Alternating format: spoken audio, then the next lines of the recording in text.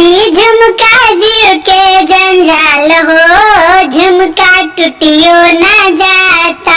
ई कंगना जीव के जंजाल हो, कंगना टूटियो ना जाता। ए झुमका पे तीन जना राजी, ए झुमका पे तीन जना राजी।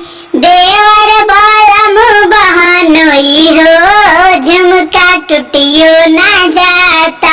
ई नथिया जीव के जंजाल हो, नथिया टूटियो ना जाता। ए नथिया प तीन जना राजी, ए नथिया प तीन जना राजी। देवर बलम ननदोई हो, नथिया टूटियो ना जाता। देवर बलम बहनोई हो, नथिया टूटियो ना जाता। इसी तरह से मजेदार गीत सुनने के लिए चैनल को सब्सक्राइब जरूर कीजिए।